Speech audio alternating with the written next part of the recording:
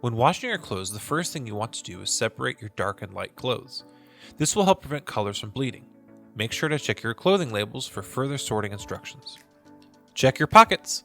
Things like pens, lip balm, keys, and bobby pins could damage your clothes or the machines. Have stains? Grab your favorite stain remover and follow the instructions provided. Things like shoes, bath mats, pillows, embroidered clothing, or large heavy items are not meant to go in the washer. Make sure you load clothes loosely into the washer and stop when it is about half full. Overloading the washer will prevent clothes from moving freely in the drum, causing them not to wash effectively. Next, add your detergent. We recommend using liquid high-efficiency detergent or laundry pods. We do not recommend using powdered detergents. For laundry pods, add the pod in the drum with your clothes. Do not put laundry pods in the dispenser drawer of the front-load washers. For liquid detergents in top-load washers, add the detergent to the drum.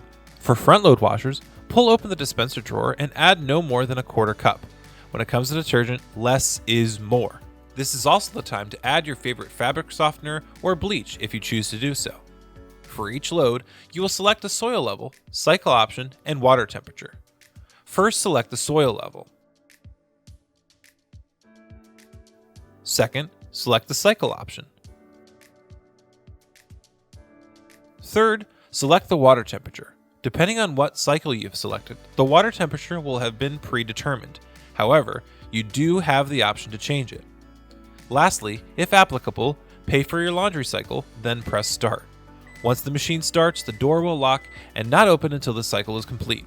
When your cycle is complete, remove your items and make sure to leave the door open so the washer can dry out. This will help prevent mold and mildew.